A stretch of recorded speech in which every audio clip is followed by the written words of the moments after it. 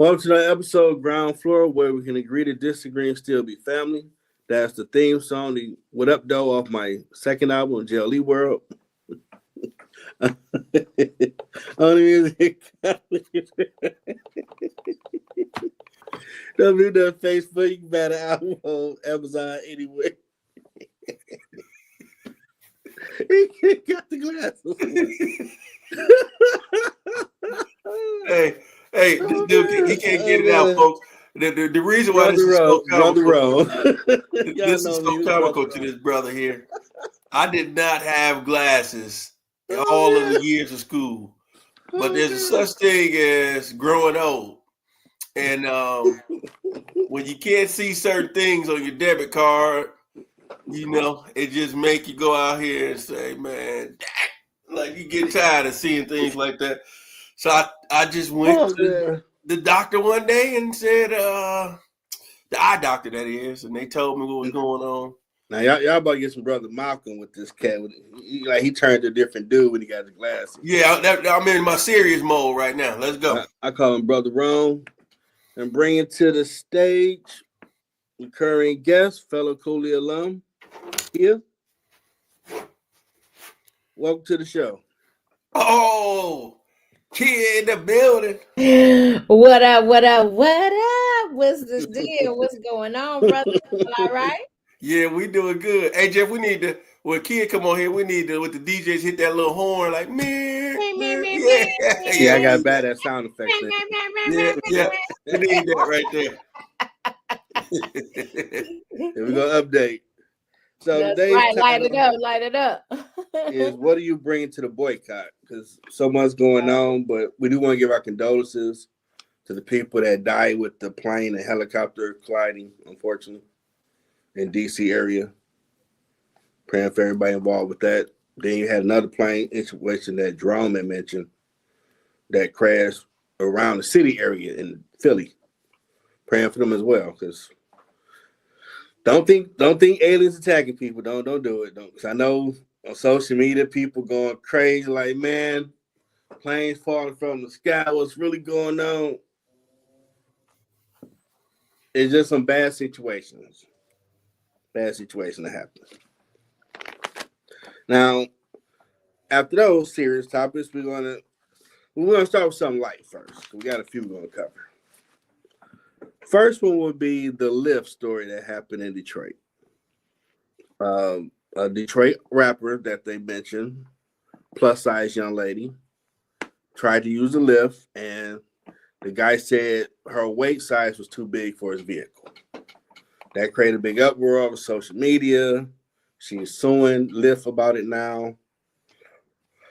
Now, to be fair, if you use the ride-sharing app, they have different levels of vehicles you can use. So I'm assuming that's their way to accommodate all sizes. But we'll see how the lawsuit play out over time if she do win. What are you guys' thoughts on it? You want to go first, Kia, or you want me to go? Have at it. Okay. Kia said, let me. I look at Lyft and Uber as independent contractors.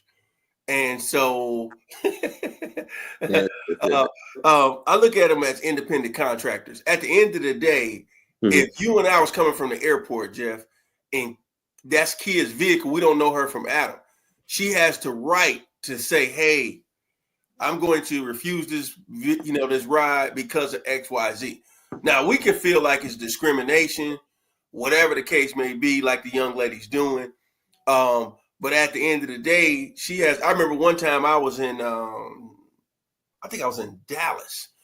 And the dude told me, he said, hey, man, I don't allow any drinks in the car. And I was like, well, this is just water.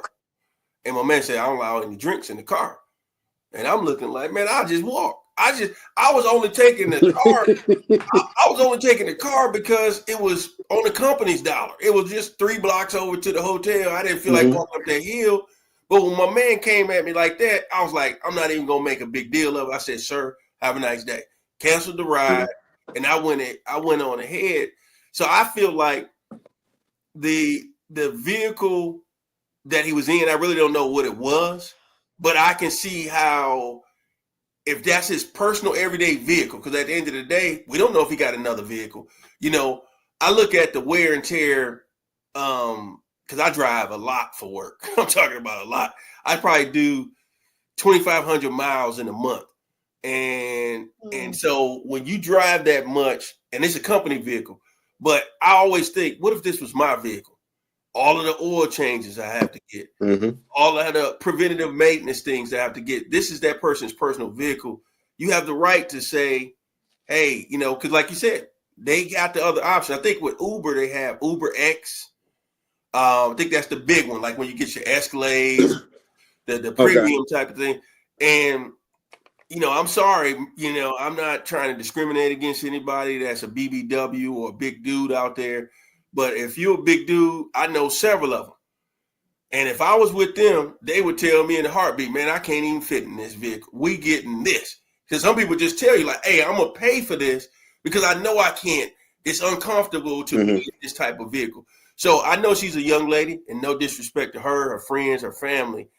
I'm just saying sometimes you have to look in the mirror, and you have to know what you up against. And it's going to be certain people with a personal vehicle that will have the option to refuse you in those type of situations. So I think I'm in the middle when it comes to, is it fair? Is it right?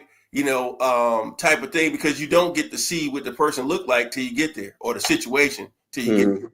But that person, to me, that person has a right to reject someone based on their own personal vehicle. I just don't know how he could have done it better, to be honest with you. I don't think he did anything. And from what I've seen, I didn't see him cussing her out. He didn't disrespect her in any way. He just said, hey, I'll go ahead and cancel, because she was like, what about my money? He's like, hey, I'll cancel it. You know, I'm not trying to charge you for this. It's that, you know, I say no. Your take, kid. Yeah, I thought it was real interesting, the lawsuit and everything. And I'm like, so when did you start recording? Did you start recording as soon as he pulled up? Did you start recording as soon as he denied you the ride and you were like, I can't believe this? So I decided to start recording. It's on every outlet, every news outlet now, right? And you know, people are asking, like, are you playing this into your career because you are a rapper and now you're trying to sue a large company? And so when you were saying, there's a couple of things that come into mind. Like, I know someone who is heavy, on a caliber as her. And one of the things that I know about her for certain, and then when I look at this, is she always makes sure that there's something to accommodate her. Right now, she drives.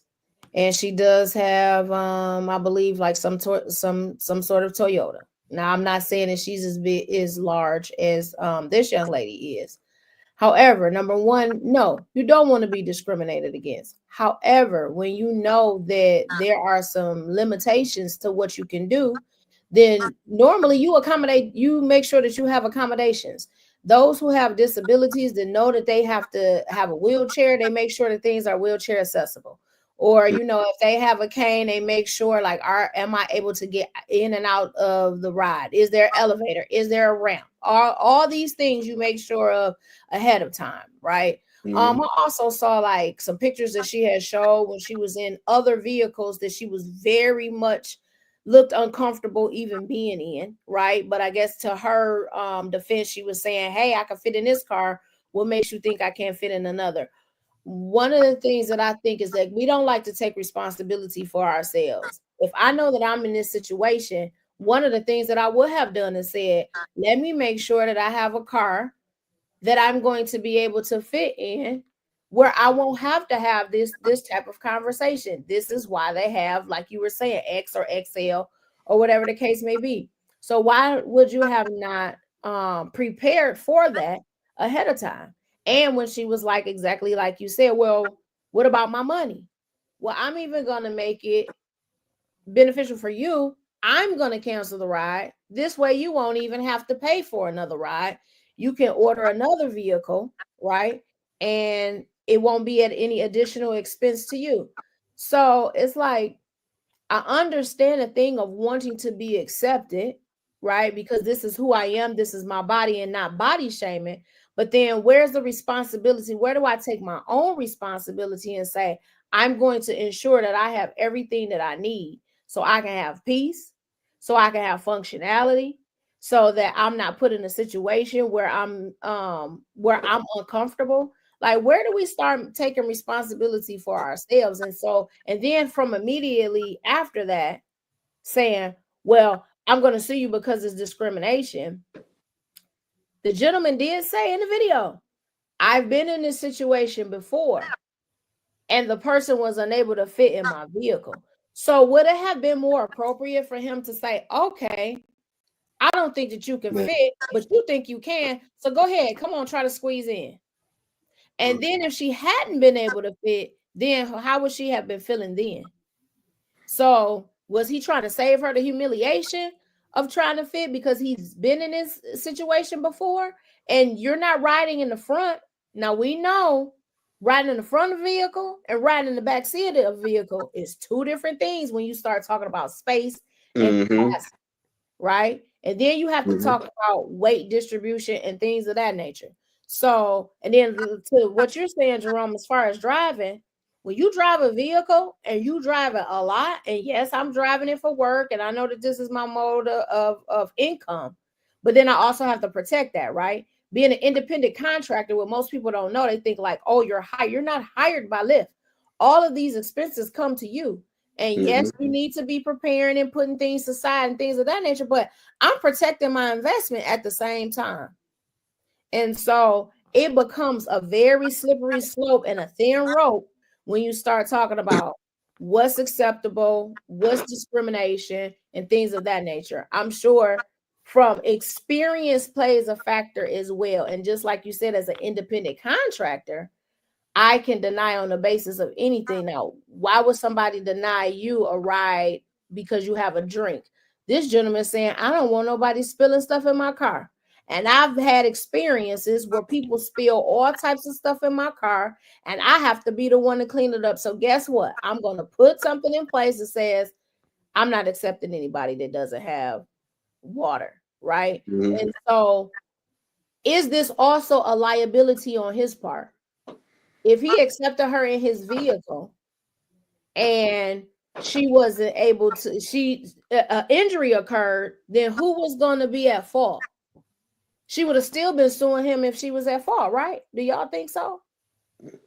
So, yeah, I mean, you bring up a good point when you say that, because I look at when you fly, and for those that fly a lot or you travel here and there leisurely, whether it's business or personal, when you're a certain size, as far as I know, all of the airlines charge you or let you know that if you're a plus size person, you will be charged for 2 seats opposed to one.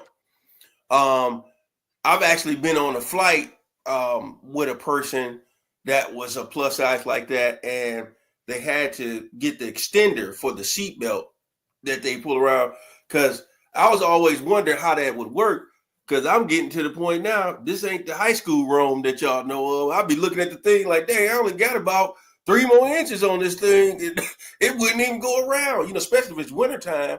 So you really got to look at how other industries handle plus size individuals. And when I say plus size, I'm talking to individuals that's most likely 400 or more. right. We're talking the ones that you don't really get to see on a daily basis. It's special, like you just said earlier, Kia, special accommodations. When you have to have special accommodations, usually there's a level of upgrade, a level of an assistance that you have to pay to get those certain type of things. And so you're right about that. It's like, had he let her go in there and do that, would he have been wrong if she fell back? I just seen a video. She was performing. She fell on stage. Wow. And she was just walking back, doing her song, and she fell back. And so it's kind of one of those things where it's like, wow, I just think that, he had every right as the individual contractor, independent contractor, to say yes or no in those type of situations, because it's his means of transportation, is his means of living as well. Yeah.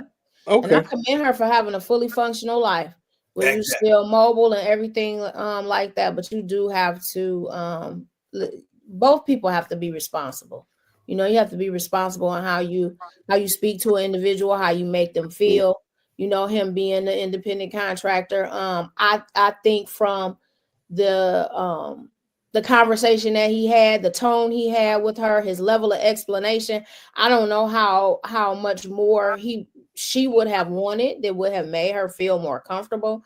I don't even know if he said the right things or if he didn't say the right things, but just in the tone and the manner in which he said it, it seemed careful to me. And then her having that level of responsibility as well, and saying, I am aware of the size that I am, and that there's some because listen, I remember being heavier and walking down the aisle of the airport. I mean, not the airport, but the plane.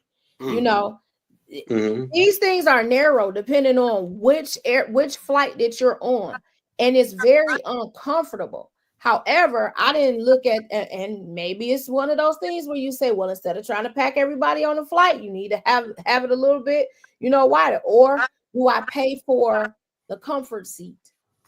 Do I pay for the first class seat or the main cabin seat? Do I accommodate myself? Like, am I taking responsibility for myself? Even though we want everything to be all inclusive, and it should be, but when do you also take responsibility for yourself? I'm not gonna order myself a Spark, and I know good and well that I don't like my knees in my chest. You know what I'm saying? So I'm not gonna order that. I'm gonna get even when when I'm getting a rental car, I'm not getting the smallest thing possible. I'm not comfortable in that, and so I know that because I'm not comfortable in that, I'm going to order a vehicle that I feel comfortable in. So most times you're going to see me in an SUV, not because I think I'm 6 feet deep down inside. You know what I'm saying? So, and I'm only 5'1", maybe 5'2", maybe it's squeaking,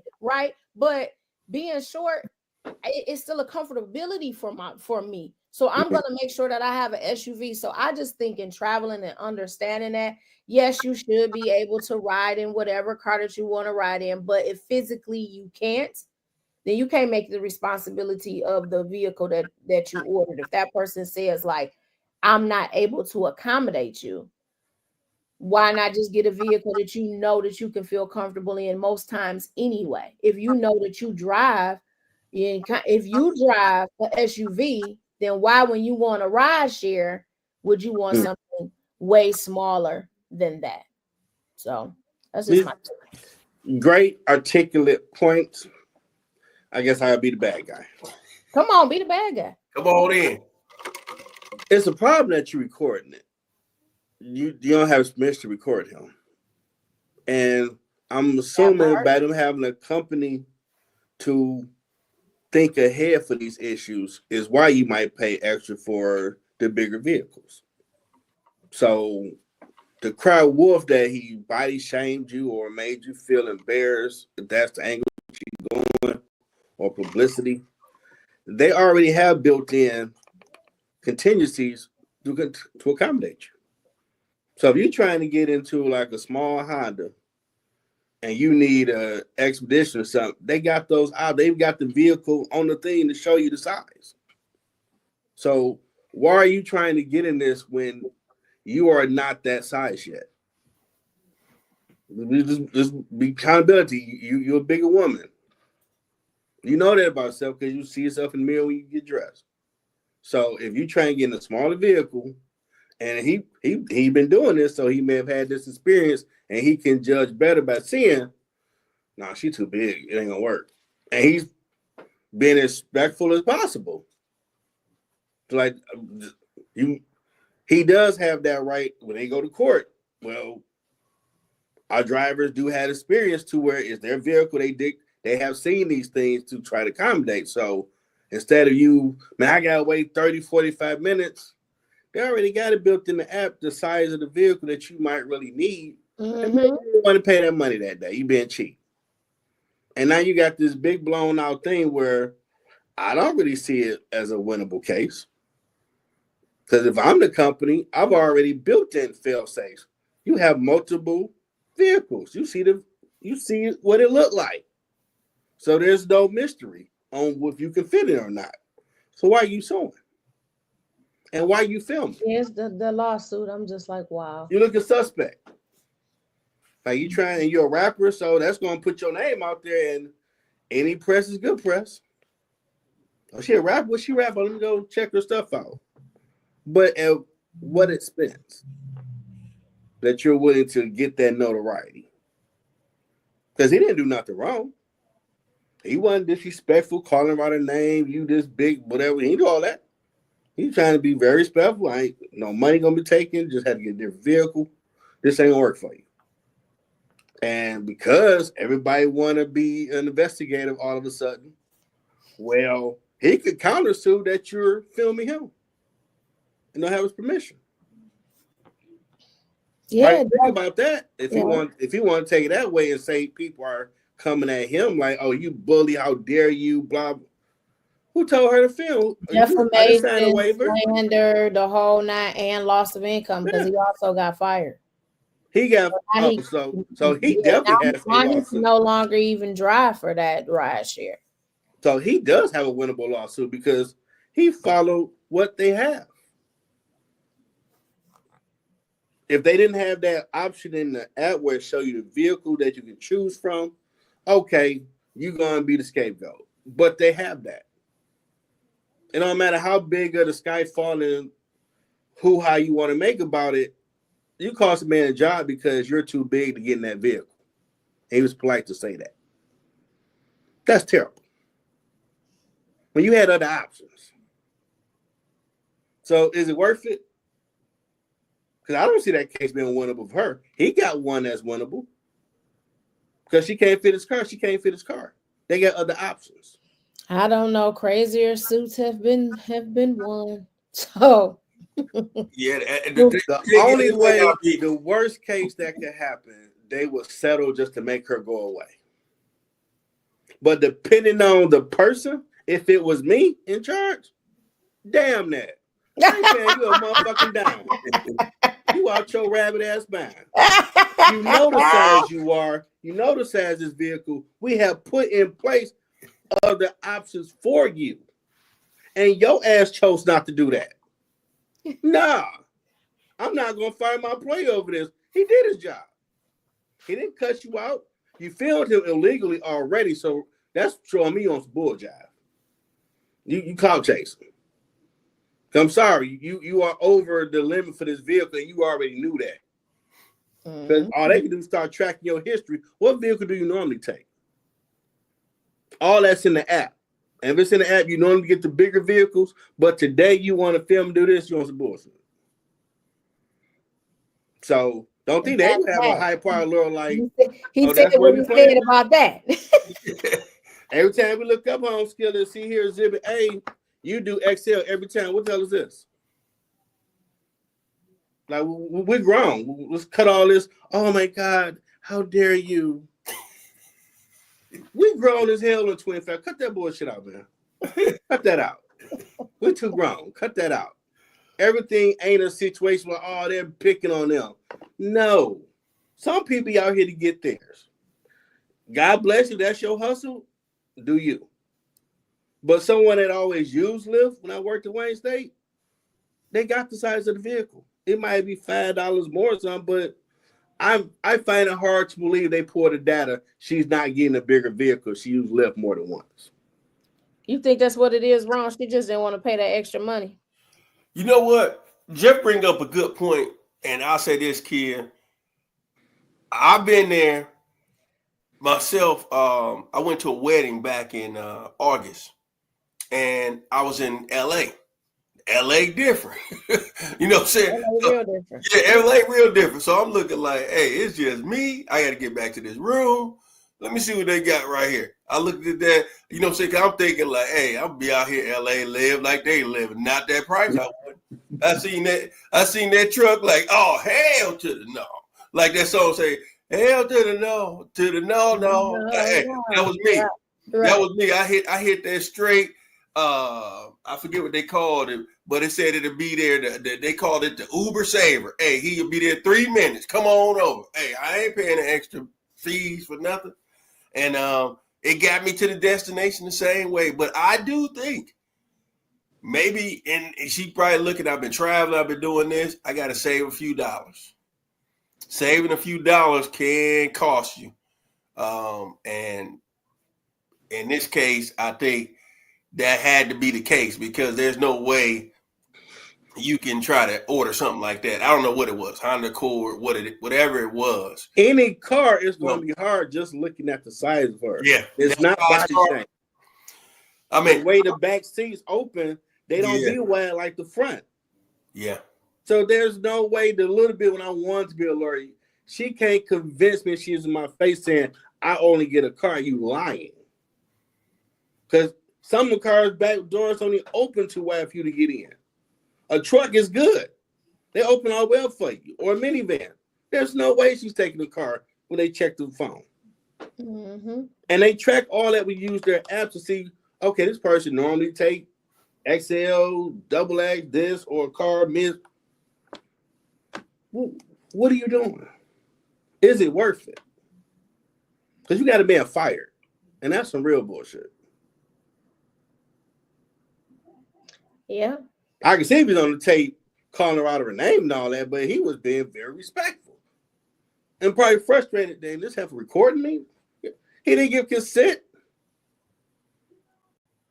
He can sue them and sue her and get some money because he signed a waiver to some people out here. Stop filming people.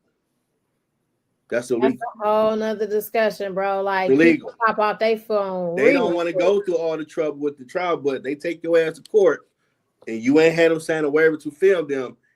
You're going to get some of that skrill up. And you're going to be on TikTok blubbering. Okay, believe they. You say you ain't came across one that know the law. Like, I'm going to show you something. We're going to make an example out of your dumb ass. Keep recording me without my permission. See what happens. Because watch. My word, I don't know who will, but somebody going to do it. And everybody will be talking about, like, I didn't, like disclaimer, and I'm not saying America's dumb. We don't pay attention to politics. But a lot of people didn't realize you can still run for president with a felony. I'm like, why your mind blown? You read the Constitution? Nope. Like, nope. Stop being a stereotype. How the hell you don't know that a felon can run for president? What are you talking about? This is not mind-breaking news. It's in a damn book. Read it. Mm-hmm. And people was just calling the radio and say, oh my God, I can't believe that he can run. Yeah, Trump can run. They can't believe it because the stigma that it is on felons as a whole. You walking around every day, Joe, you ain't getting no job. I mean, you can get a job, don't get me wrong. Yeah. But it's only certain ones, and they know how difficult it is. So most people who don't pay attention to how things are written, they wouldn't think the highest office of the land would allow you to run and you have a felony. They wouldn't think that, because if I can't get a regular job working at God no at any other place, government is a different level, baby. You're not making those great decisions. I would not be thinking that I can get a job as the president of the United States. But anyway, I digress. Yeah. I mean, it's just showing how people don't read up on this stuff. Like right now, when someone watching this live or they replay it, you can't film people without their permission? No.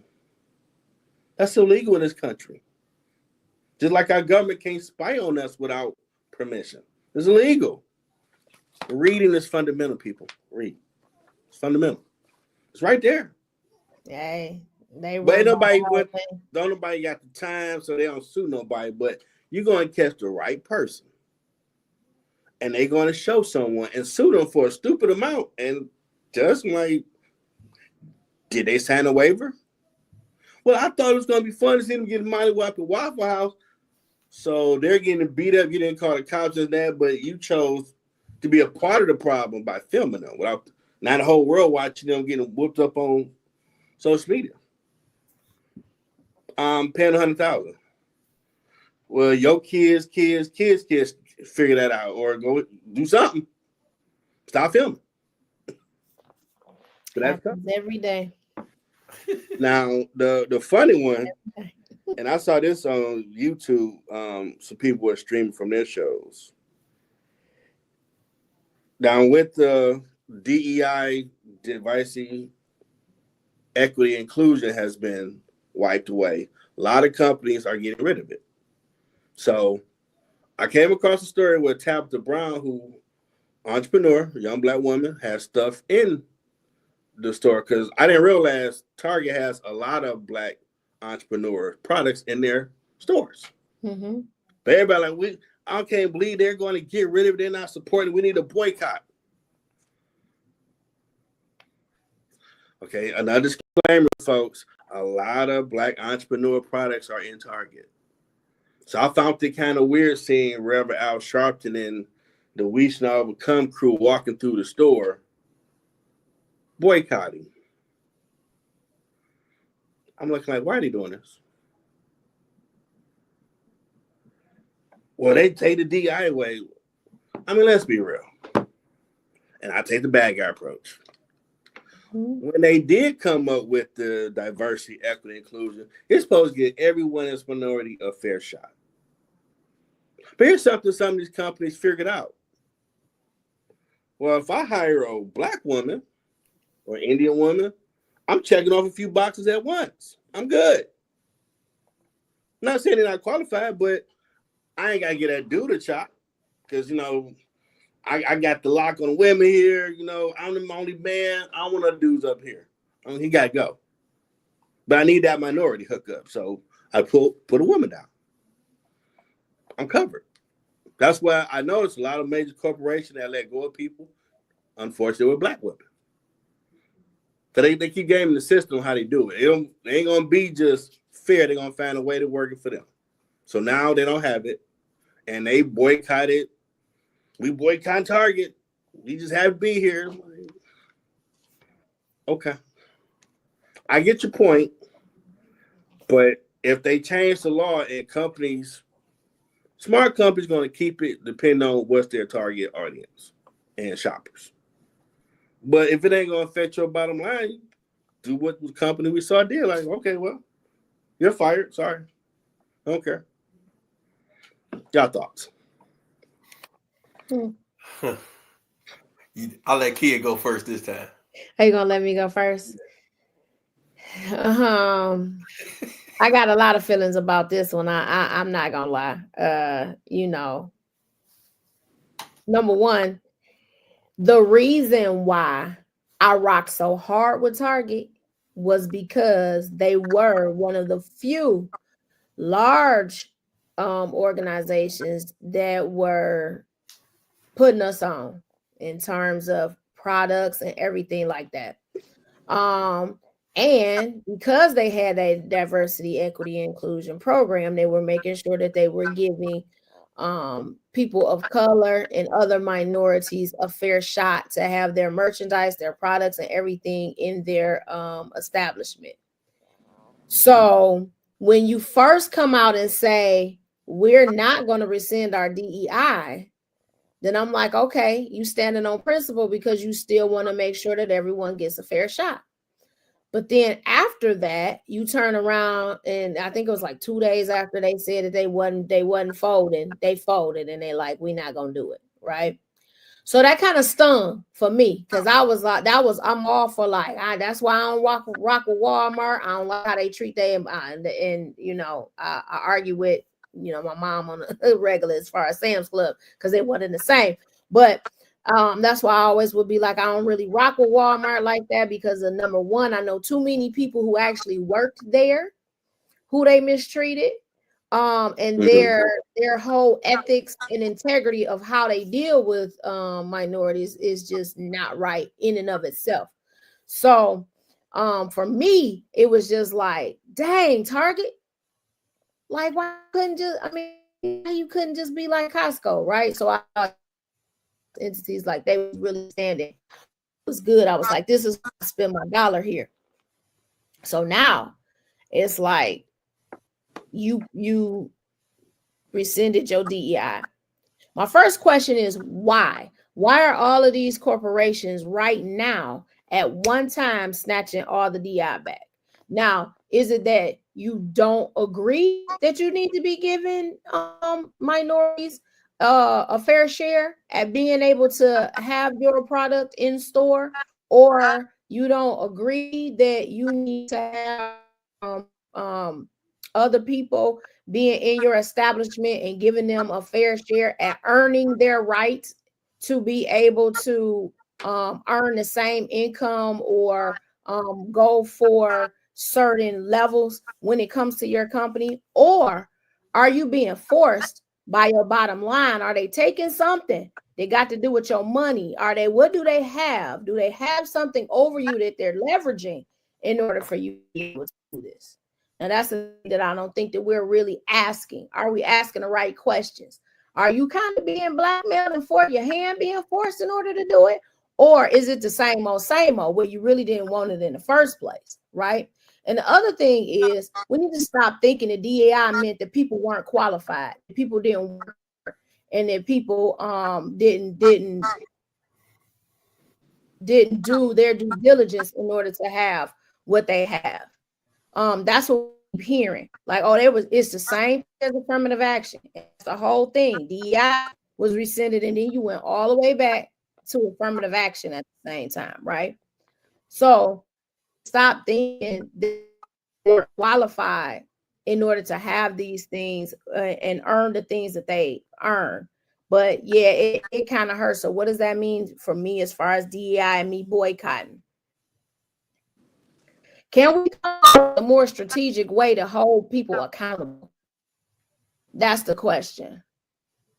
Are you willing to go where you're just tolerated and you're like, because there's so many entities that I'm not willing to boycott? Because somebody said, oh, ExxonMobil, they were for, whatever as well. So should we not get gas? Well, are you boycotting them simply because they supported a person? Or are you boycotting them because of some practice that you felt was unethical? And listen, I got a right to spend my money wherever I want to spend it. So if I choose to not spend my money with these corporations because I'm going to go where I'm celebrated and not just tolerated, then that's what I'm going to do. So if that means going to going strictly to our local businesses, going strictly to those entities that have my product, and get it directly from, so that I know 100% of the money that I'm spending is going to them. Mm-hmm. And that's exactly. Yeah, can y'all hear me? Yeah, it froze up a little bit for you. Yeah, it did froze. Y'all started spinning. But if I'm gonna take my money and spend it where I know that my dollars are appreciated, deals with my morals and ethics, then that's exactly what I'm gonna do. So, wow. You did say you had a lot to say, and that was good. Excuse me. Mm-hmm. That was really good. Jeff touched on the DEI and what it all means: diversity, equality, inclusion. I'm gonna go back a little while when I was up at Michigan State. I remember when I was there, I forget exactly which year it was, but it was a year that they was really pushing in the state of Michigan and other states to get rid of affirmative action.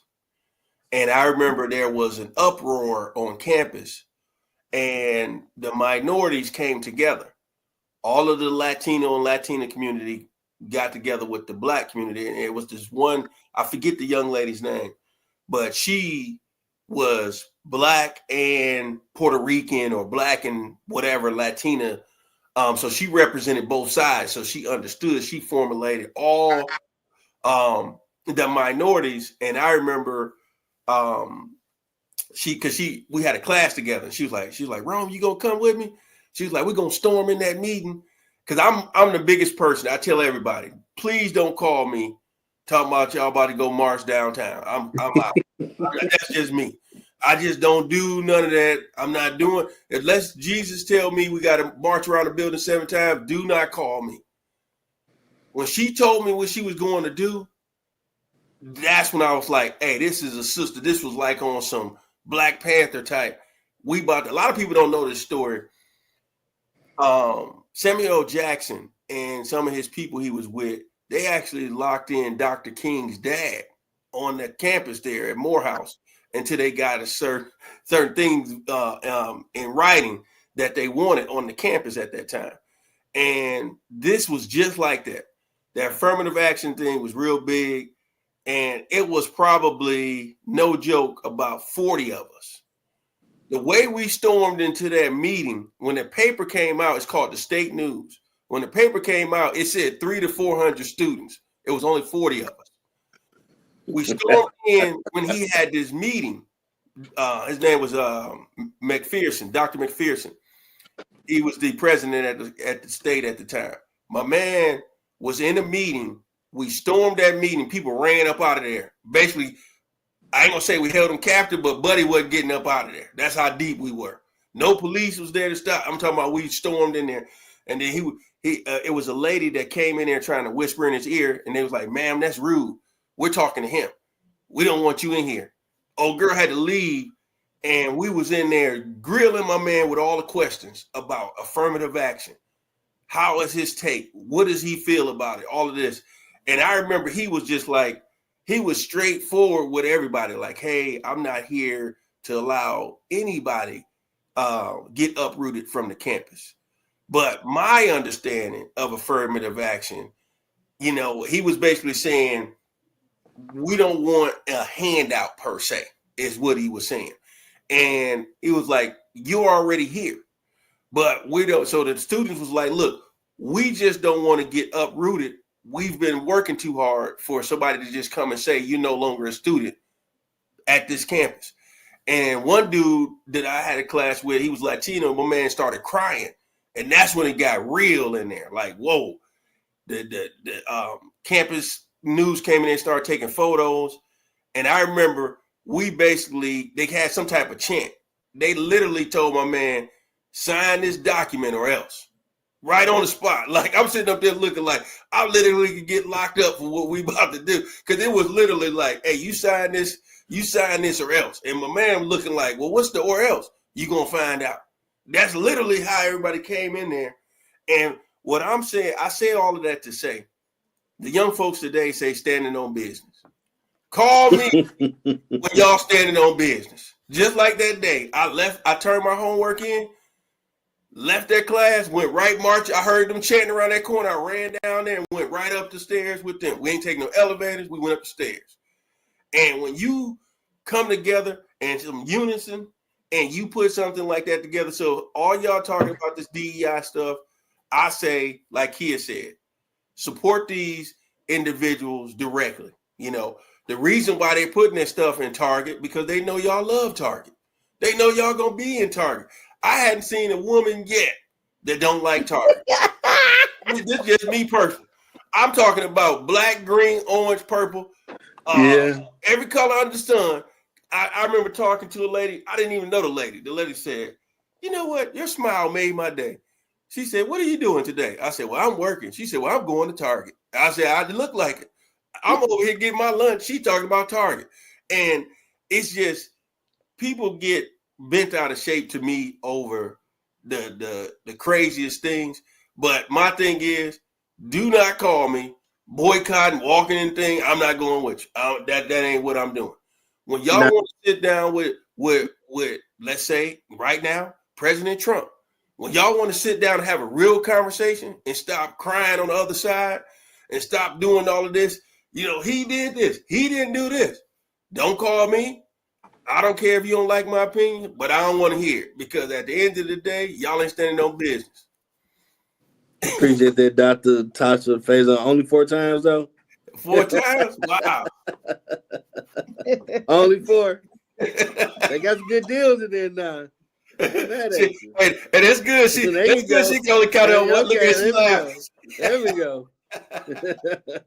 Hey, appreciate your support.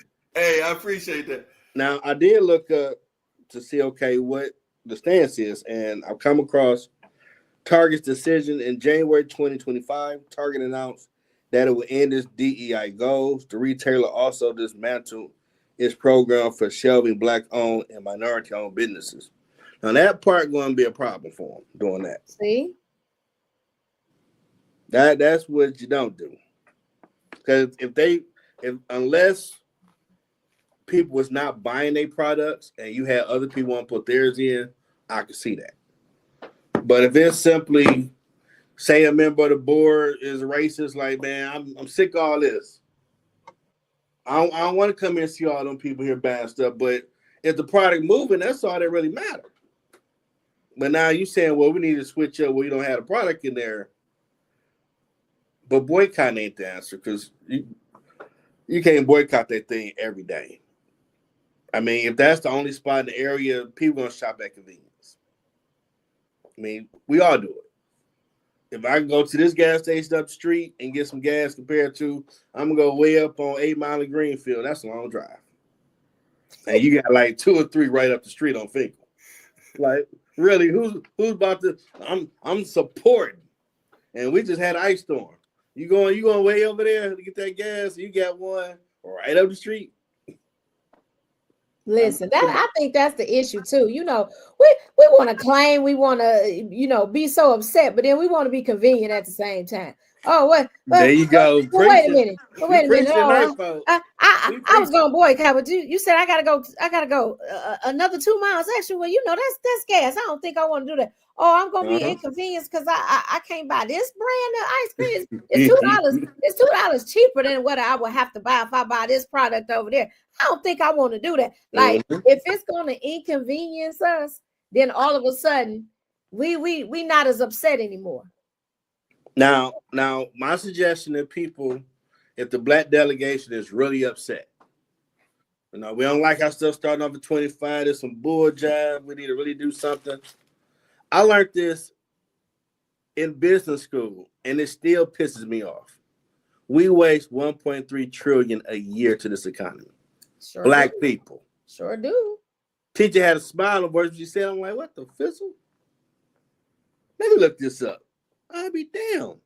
Sure do. 1.3 trillion. Well, what we wasting it on? People who don't celebrate us, things that don't celebrate us. I'm about to be Kevin Samuels for like 2 seconds. You're buying stuff made overseas that cost $2.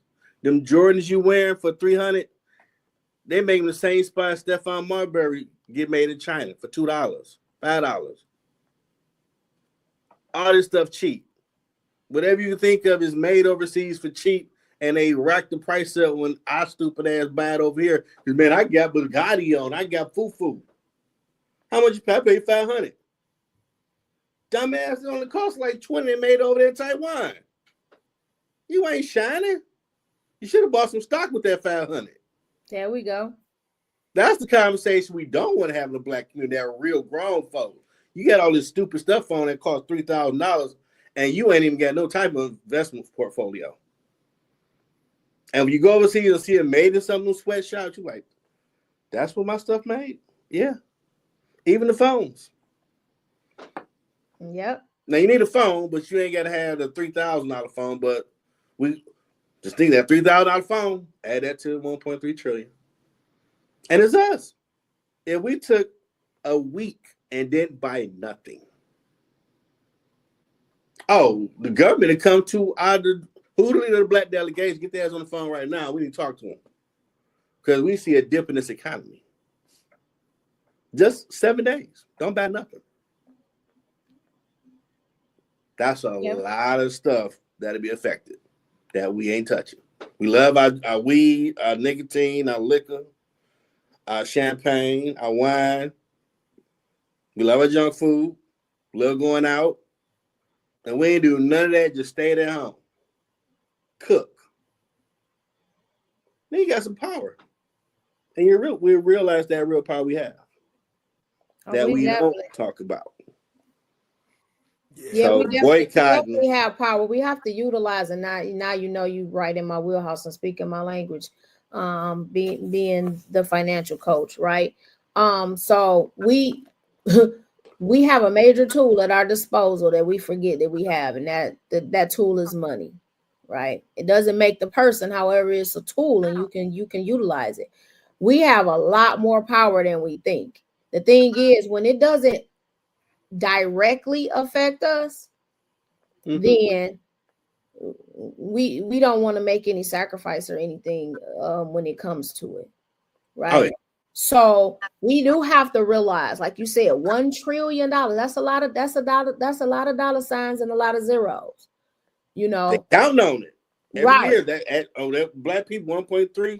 Okay, G growth, domestic product gonna be good for 25 because they're gonna give us that 1.3. Minus that from that. I'm like, shit, we coming up short, man. What we gonna do? Why black people ain't buying nothing? I'm sick of this shit. So we mobilize and realize our power and what we have in terms of our buying power, and utilize the tool that we call money effectively. Then we will be able to change a whole generation. The thing is, we have a problem with uniting. We haven't done that. There's always gonna be some Judas. Hey, look here, man. I'm gonna give you about three grand, man. Just go be a disruptor. You know, just tell him, man, don't listen to that fool. He hating. Just be that guy. Okay. Yeah. There's always gonna be one. That's the sad part. Always. The great doctor in the comments asked, what did Tabitha Brown say that everyone's in an uproar about her product and Target? And basically she was saying that if we boycotted Target as a whole, then we would impact all of the Black owners or minority owners who have products in the store, because then what will happen is they wouldn't make sales, and if they don't make sales, then the company as a whole can turn around and say, well, because you aren't making sales, we'll pull your products off the shelf, and then we'll put the products that we have back on the shelf. So and a lot of people we favor the most back on the shelf. So it would give them an excuse to take all of those people out of the organization. And they felt she was playing both sides, because once she like, yeah, let's boycott, but I guess that assistant, you got stuff in there. Oh shit. But see, I don't think those people are really followers of Tab, because she never told anybody to boycott. Not one time. Yeah, nope. She's right. But speaking on boycott, before you move to the next one, Jeff, I'm gonna go back before our time, before we was, able to understand any of the civil rights and things of that nature. When Dr. King, put it out there for everyone to boycott the public transportation and do everything, they said if you go and do the research, only 25% of the people participated in that, and look at the impact that it caused, because so many Blacks at that time, the Negroes as they call them, were taking public transportation, the buses, the trains, the things of that nature, that it made a powerful impact at that time. And so what I'm saying to you is, if it's a time for us to do some boycotting and things of that nature, like Kia said, number one, we'll have to unite on all fronts. And when I say on all fronts, let's make sure we're boycotting the right, entity for the right cause and the right purpose. Because at the end of the day, like you said, some of these people talking about, boycotting a gas station, and they talking about boycotting this. Boycott the gas station if someone has a wrongful death or something along those lines. Everybody's not driving around the D with no electrical vehicles right now. Let's just be real. I mean, come on now. So you're going to have to go and get your gas at whatever gas station that you feel comfortable at. And it's like, if we're going to boycott, we're going to stand for something, let's all stand for something that's really going to be a legitimate reason, and not just because you see Johnny over here talking about he going to do it, and here you come, and, we supposed to do it. And I just think that that's where the disconnect is when we have the different generations, because our generation, we don't have that leader out there that we following. And that's the reason why I said, me personally, And I know it's people out there think like me. Don't call me for no. He said, "Don't call me." Do not call me for no march. Now, when y'all ready to storm into a room and have a meeting with the person that's going to be there, call me for that. Don't come calling me about walking around the block 8 times. No, I'm good. I read that story in the Bible, and he ain't tell me to do that today, so I'm good. Yeah, well, see, we got to just remember, man in the mirror song Michael Jackson made. It starts with you. If you see something ain't right, you can mobilize some people and take care of that situation. We don't always need no black leader or the black delegation that's going to speak for us. Because man is corruptible. Say someone's coming along right now that want to be that next King X and this person. Man, they're going to be trying to come on the low. Man, look, take this billion, be quiet, bro. We got them distracted. They ain't paying no attention. Why are you making waves? Now, if his heart ain't truly pure to what he's standing on, then they put $1 billion in my account. Let them feel for themselves.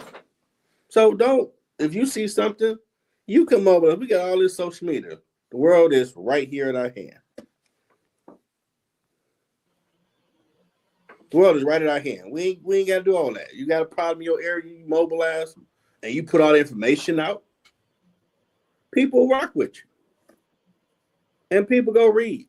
Study the laws of where you are. Know how to play chess, where you live, how you need to move. Don't play checkers all the time. Because everybody on social media be lying. So research it for your damn self. You got a brain, use it. But they said, we're going to go on the thing. We're going to just blow up all the stuff up there. Let's go.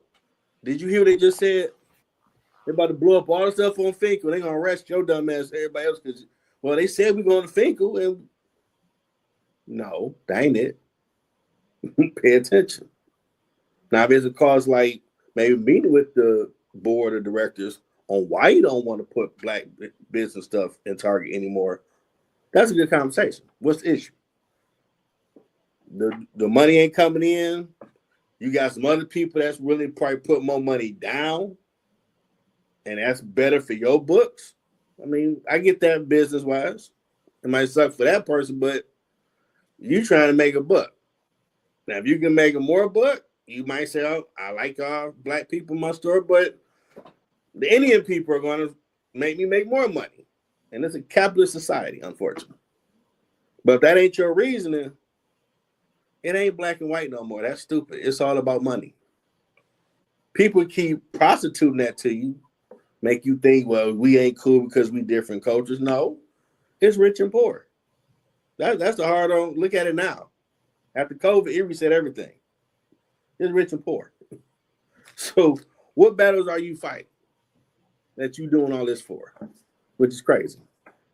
Last topic was a story here about Detroiters voicing their concerns over the increased immigration enforcement. What's your thoughts on that? Well, we have a population that, can y'all hear me? Yeah. Mm-hmm. We have a large population of immigrants. So I can understand why they concerned. With the climate, everything that's going on, I can understand why they concerned. I had a client that is an immigration attorney.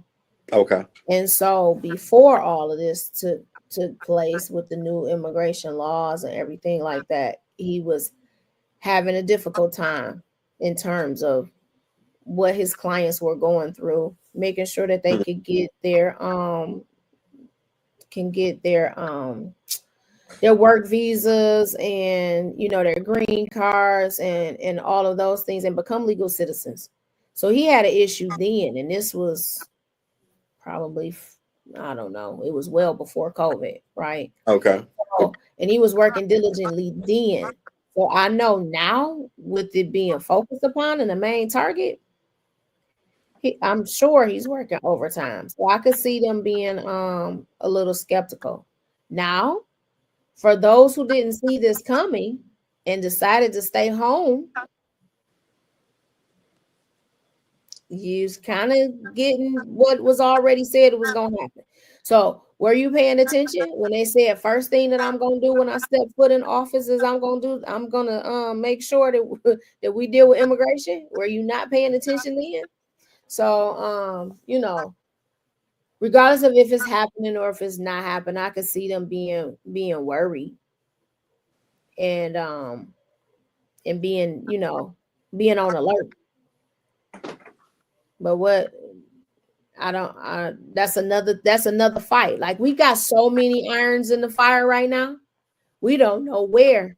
So our head is constantly on a swivel. Now, we might not be immigrants, but that's the whole thing too, right? Just because it doesn't affect us doesn't mean that we shouldn't care about other human beings. And so that's where it comes into play a lot of times, because it don't affect me. It ain't in my house. It's in my neighbor's house down the street. But if it's that close, won't be too long before it affects you too. So, and this was the mandate. I mean, if you watch both sides during the election campaign, that was one of the biggest things people were upset about the Biden-Harris administration. They allow over 19 million illegal immigrants to come over here. And people feel, you want to come over here the right way. I can understand that, because we can't just walk to somebody else. We got Canada right across the street. We can't just walk over there. We got to show proof who we is, why we coming over there. It might not sound like the popular opinion, but that should be the same way to come to America. We can't go nowhere on this planet and just walk to anybody's country without showing, hey, who are you? Why you come over here? It should be the same way here. Now, how you do it, that will be the question. Make sure you're being humane, respectful, not just round them up like dogs and throw them somewhere. That's not the way to do it. But he's doing what the country voted for. The ones that went out and voted, he got the did they really know what they were voting for though? Did they really? Yeah, because some people I've seen, they're not complaining. Like, this is what we wanted. Like, we get them out of here. Like, but they're the main ones complaining still. Let's let that be known. So I think it's one of them things. Oh, you thought it was going to affect somebody else. Now it's just knocking at your door. Now you got an issue. But like the doctor said, we don't have all the facts, right? So even when it comes to immigration and immigration laws, we don't have all the facts. We just got what we see on plastered across our news. They coming in, they infiltrating, they trying to take all their stuff. Hide your cats, hide your dogs, right? That's what we looking at, really. You know, you got to go past TV, because they don't tell you the whole story. Okay, that's my whole thing. They either Democrat or Republican. They're gonna give their version of the truth. But some things need to be nonpartisan, right? Just like you said today when you said we gonna give a moment of silence and we send our condolences to those who lost their lives. When it's something tragic, when we see different things, some things should be nonpartisan. It ain't got nothing to do if you red or blue. It got to do with the blood in your veins. You're a human being first, right? So knowing that a tragic event happened and people lost their lives, that's what you should be saying. I send my condolences, because I know what it's like to lose somebody, not blame it on somebody else. I'm gonna blame it on the Democrats. I'm gonna blame it on this. I'm gonna blame it on, like, that's how we do it. And so when we start to look at that, when it comes to immigration, be very careful of what slippery slope you're willing to let people go down, because you feel like I'm protecting the freedoms and the rights of the people in the country. Jerome, I'm passing it to you. I'm all about social justice. That was my background. So. Hey, I'm all for these type of topics, but let's call a thing. I hear a lot of people so focused on Republican, so focused on Democrat. Yeah. And I tell everybody, if Republicans are so Christian, it's a certain way we're supposed to do certain things when we out here. And it's like Jeff and what Kid just said, the inhumane things. I seen a video of a SUV at the border literally plow down two men. One man had to jump out the way, the other one got hit by the vehicle. You know, that's inhumane things. Like, it's a way to keep people from coming on our side of this whole thing without doing inhumane things. When we look at that, I always tell everybody, let's keep the thing a thing. Let's focus on LAMB, the Lamb of God. Because at the end of the day, I was looking at some people who so pro, red, so conservative that they were saying if Jesus was here today and he came over here illegally, they said, oh, he would have to show his papers. He couldn't be over here. And I was like, you worried about when they said that, I was wishing I was there, because I'm like, if you knowingly knew that would be Jesus coming here today, knowing that you had all the proof in the world, and you worried about papers and not your soul, worried about the wrong thing. You know what I'm saying? The Bible I read says he has the government on his shoulders. That's why you ain't gonna get me in an argument with you at work, at an amusement park, at the grocery store. I've been and walked off on you in a minute. If you talking to me about Republican, Democrat, I'm out of here, because I know the Lord I serve, and I know who holds the power, who holds the keys to hell. I don't have time to be fighting you over that stuff. So what I have to say about this, what Jeff just said, I tried to get into Canada just a few years ago. Mm-hmm. They told me, pull over here. I'm over there with some of my buddies. I'm looking like, man, somebody got something going on. I don't know what y'all got going on, but something is going on. Took us about 30 minutes. Old girl called him, told him what he had on his record. Having a DUI on your record going to Canada, they can refuse you to come in over there. And he wasn't even driving. That's what's crazy. And so I say all that to say, we can't go to Canada illegally. They document every single thing. And I tell everybody, right is right, wrong is wrong. If we go out here, run every single red light, and we finally get a ticket, we was in the wrong. We got the video footage. They got the cameras these days. If you know that you're here illegally, at some point along the way, you would have had to try to get these documentations the right way, because at some point, the looking over the shoulder is going to become real. If you're an escaped prisoner, the prisoner is looking over his shoulder every day, hoping he get caught to have to return back to where he's going. That's where we are right now. You've been looking over your shoulder, but along the way, somebody's got to help you get this thing and do it the right way. Because if I'm over here in Canada, knowing that I don't have the passport, knowing that I don't have the right documentation to do a dual citizenship, knowing that one day they can, escort me out of this workplace that I've been working at, break me up from my family and things like that. I'm not willing to this is me talking. I'm not willing to run that risk of losing it all based on how much money I can make over here. People lose sight of the reality that you could get caught and sent back. Because let's just be real. These individuals are coming from countries where they're getting paid $5 a day, $5 for a week compared to our money. And when you're looking at that, our minimum wage is way more than what they're getting at home. So I get the reasons why people are running for the freedom and the land of the free, the opportunity and things like that. But along the way, if you've been here 20 years, 10 years, at what point were you going to look into doing this thing the right way so you don't have to look over the shoulder? Like me, we could go right now. I can come in town, pick you and Jeff up. Hey, let's go eat at Fish Bones, this, and this. I don't have any problems because my license legit. Even though it's out of state, I'm still good. I don't have to worry about nothing. But I'll be worried if I'm riding with a suspended license, knowing that one person pulled me over. Hey, Jeff, say you was driving, man, because I'm about to go down. What you mean? Man, why you ain't tell me? I could have drove from the beginning. Why put y'all in that position when you should have known from the very beginning? And so my take on it is I have empathy for the individuals, but at the end of the day, we all knew that what's my man said? Cat Williams said the reckoning. We knew the reckoning was going to come one day where you looking over the shoulder was going to come to a reality.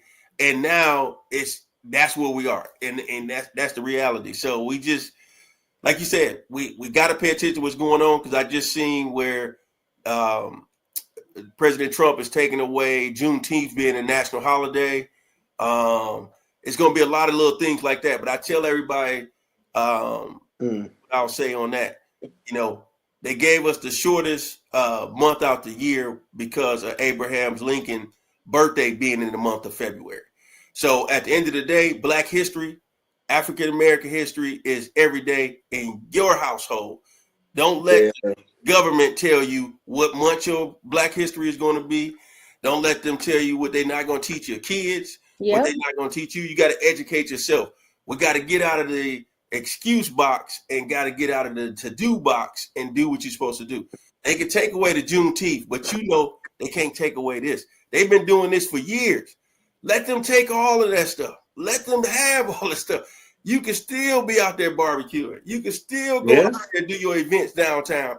Let them have all of that stuff, because we got to let these folks know none of that stuff matters, because our history is every day. You can't give me a month and tell me that's good. No, I'm good. I'm gonna take my 365.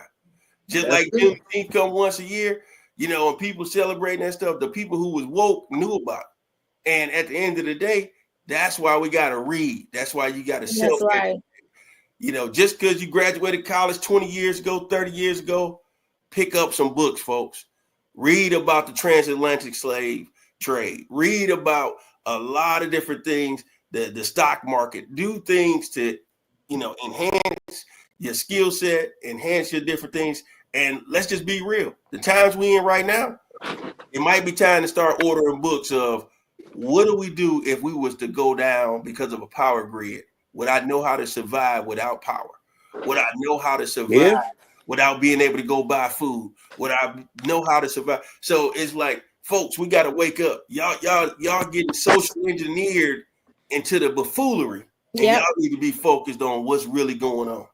Listen, lulled right asleep, right? Like just I've been comfortable for so long, but I want to go back to one of the things that you were saying, Jerome, about you know, coming to the country, and then at some point in time you got to figure out, well, you should have had a plan, an exit plan on what you were going to do in terms of staying here. I think that the question is, why don't people? Well, I don't think we ask the right questions. Us being here, you know, we take for granted. And so we say, okay, well, we can't get into Canada. I get that, right?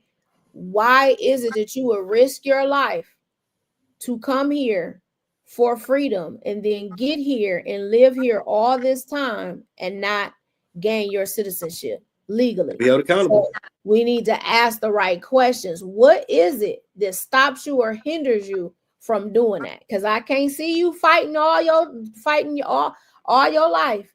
You came, you braved the storm, you got here. Now you stop because you're here, because some of these people are working and they're following the laws. See, we get the criminals, you got to go, right? But we're talking about those that are here, that are following laws, who have started raising families. What stopped you? I think that's the bigger question, from going ahead and making sure that you are here legally, right? And then the other thing is exactly what you're saying. Man, we got to stop being lazy. We need to be educating ourselves. Your growth, I think one of the things that we have fallen into the trickery of is, once you graduate, that your learning stops. As long as you are living and breathing, you have to continue to develop yourself and develop your mind. So what you were talking about is reading. We already know there's so many things are being wiped out. They're already banning a lot of the books. They're taking the curriculum out of the schools, right? But what happened to us educating ourselves at home? Like you were saying, I remember library online saying, this is who invented this and this is who invented that. We learned about our Black history at home with our families, just constantly being drilled, right? So we can know that we were more than what they were saying about us, that we knew that we were kings and queens, right? So where does the education come in our homes? Are we educating our nieces and our nephews, our children? Are we doing that? Are we educating ourselves? And the other thing, like you were saying, learning about the stock market, learning about all of these different things. The one thing that we underestimate is the power that we have. One of the things that we underestimate is the power that we have with our dollar. True. Sad truth. Here froze for the moment. She froze. She was touching on some heat though with that. She probably come off and come back on. Yeah, it's that fire one. Mm-hmm. It's that take your medicine and your vegetables. You don't want to hear, but it's the truth. I mean, I'm a firm believer. Don't say you're grown, you don't do your grown stuff. Quit playing. All right, now I'm back. Yeah, come on in. No problem. Everybody froze. Yep. So anyway, it's about the dollar. Make sure that we know how we spending it and what to do with it, because we do have power. True. That's your last word, Kia? Then she froze again. Yeah. Well, I guess I'll say my closing remarks when she come back. She'll be able to say hers.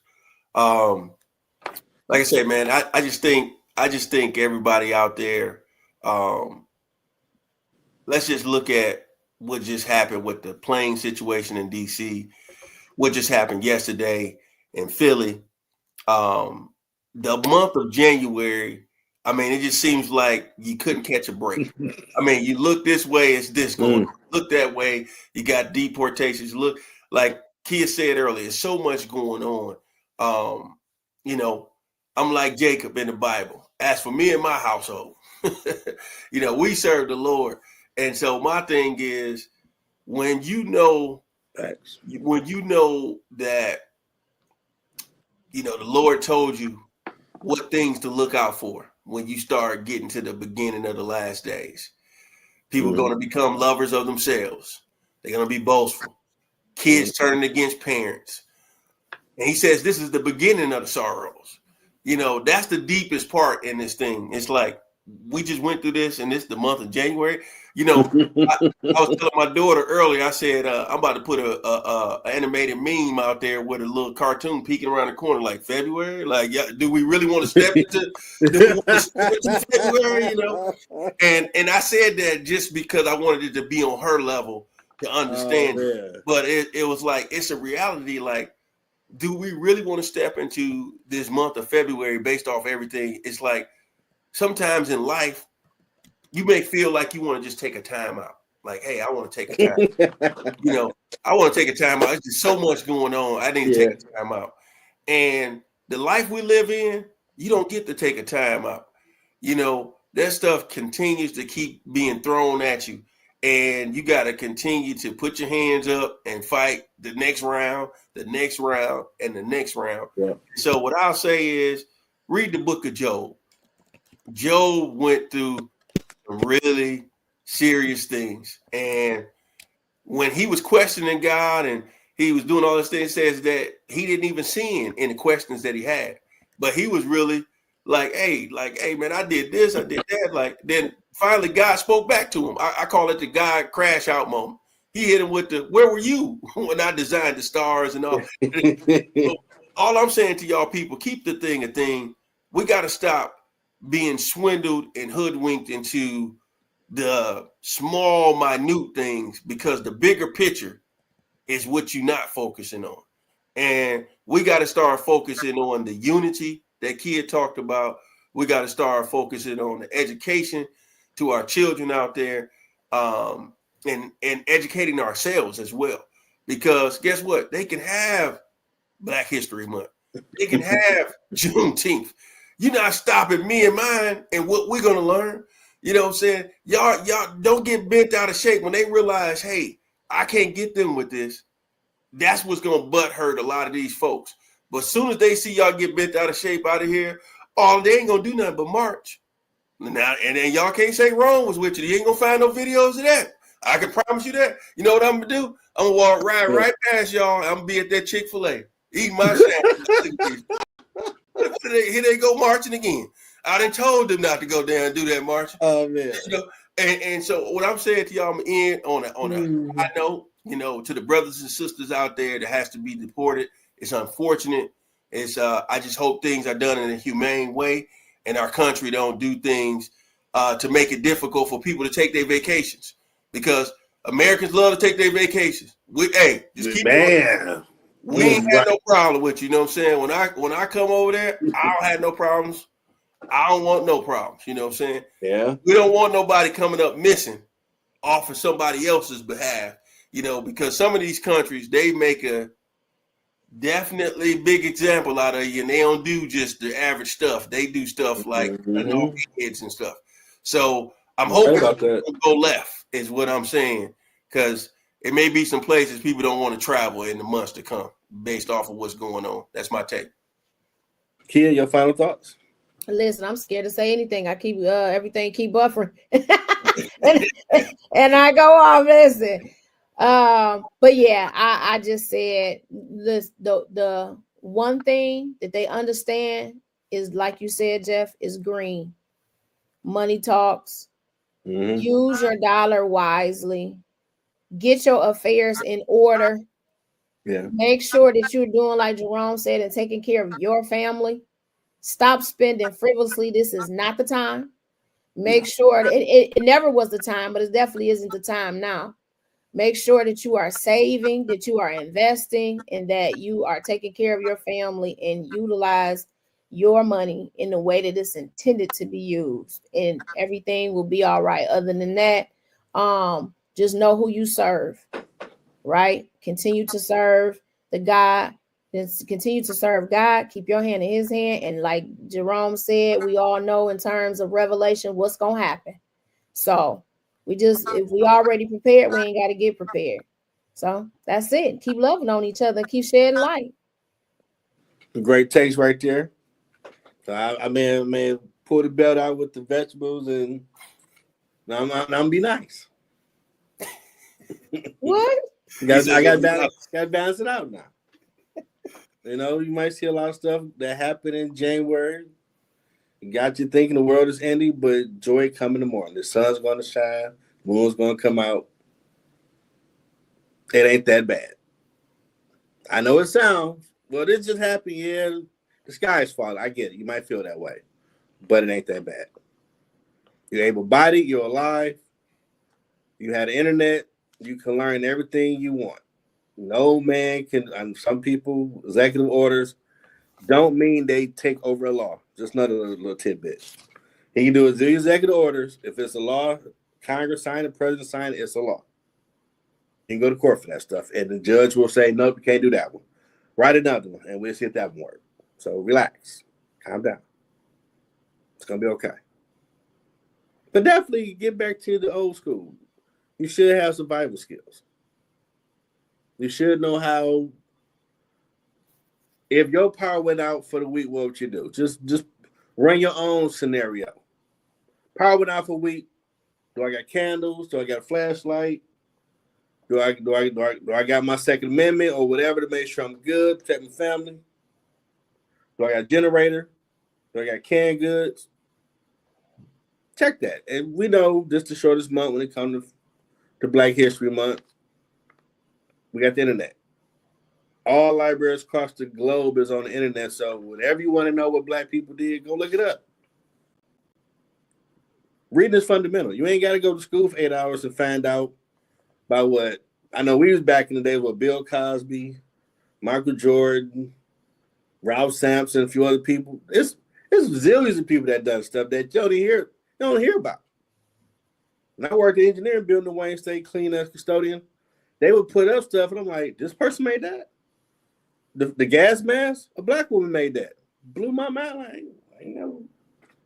So a lot of the stuff we have done. We might not got the patent in time, but you just start research, you will be amazed at what we have done. So you got something in you to do something great. So find that and relax. Something's going to happen in the next 10 minutes. We're on a 24-hour news cycle, and everybody going to talk about it. So, but the sun's still going to come up in the morning, and the moon going to come out at night. You're going to be all right.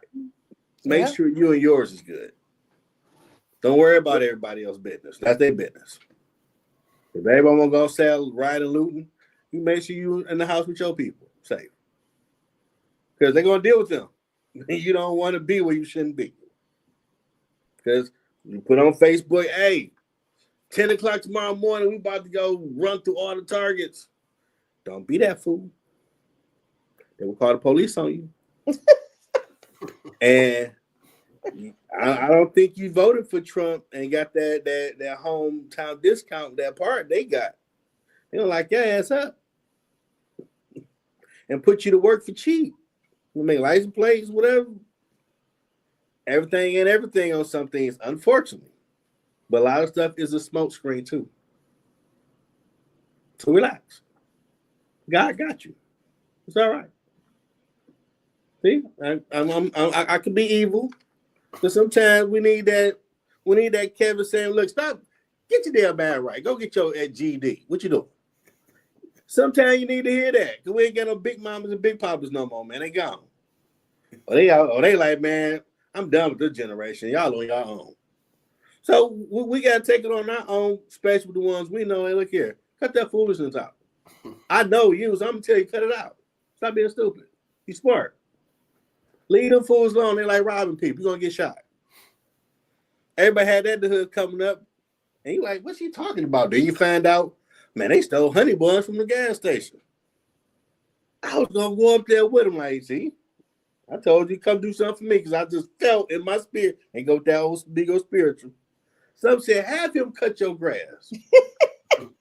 And I'm like, man, right now, just here, I'm gonna get $20, bitch, cut the grass. And man, they got shot. The album got arrested. Like, but I was just about to walk with them. Like, some told me to keep you away from it. So we look back on it now, like, you know, God really was telling them, he about to do something stupid. She about to do something stupid. Have him do something else. We didn't know it then, but they were always looking out because Big Mom was praying for us. So as long as we keep praying, because prayer changes everything, it's going to balance out. So hope y'all enjoyed this amazing conversation. Share because ground flow. We ground. We're gonna talk real here. Ain't gonna blow no smoke up your ass. We ain't doing all that. We're gonna tell you the truth. And tell you to go read for yourself. Don't take our word for it. It's out there. Yep. She said control you control. Yeah. And you're gonna be all right.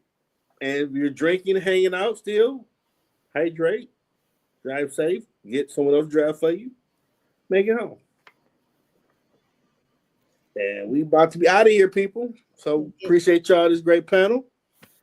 Till next weekend for some more fun-filled stories. Have a good night.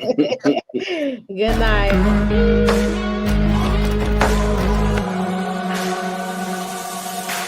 But